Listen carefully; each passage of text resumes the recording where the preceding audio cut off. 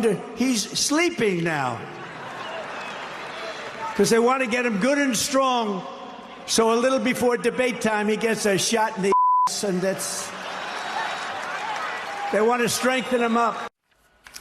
And that's President Trump on the campaign trail last night in Philadelphia, once again in another Democrat stronghold. Joining me now with more is Florida Congressman Byron Donalds, who's a member of the Black Americans for Trump coalition. Congressman, it's great to see you this morning. Thank you so much for being here.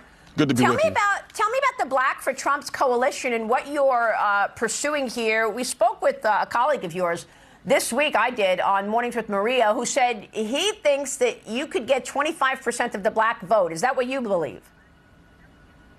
Yeah, I agree with Wesley and his viewpoint. Look, I think right now, if you were going to call votes today, President Trump's support amongst black voters that are going to actually vote anywhere from 14 to 18%. How you get to 25% is you go through the actual full campaign, get out the vote efforts, direct targeting of media to black voters, explaining that President Trump's agenda was better for them than Joe Biden's, and then going through how he's going to get America back on track. That's what black people are looking for today in the United States. No more of the political dogma. It is the actions that come out of Washington. It is the actions of the president of the United States that matters. Joe Biden has been a failure. I believe that 25% is very possible.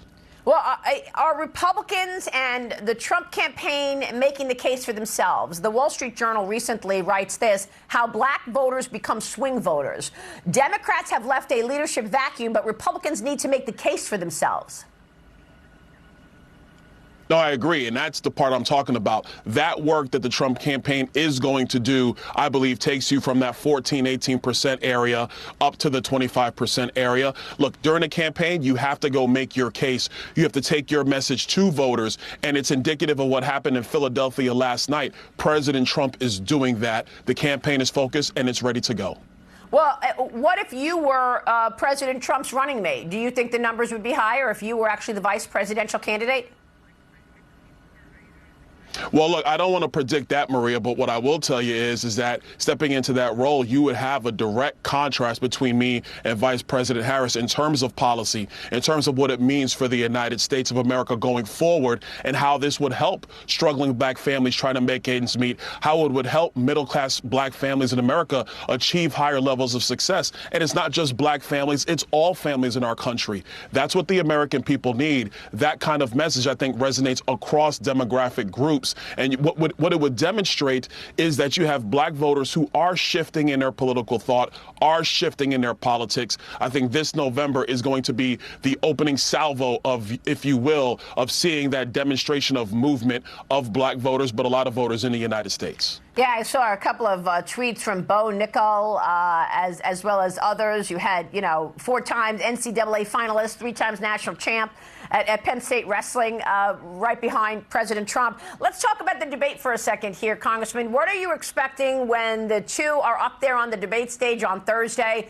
What should we be thinking about going into this important CNN presidential debate?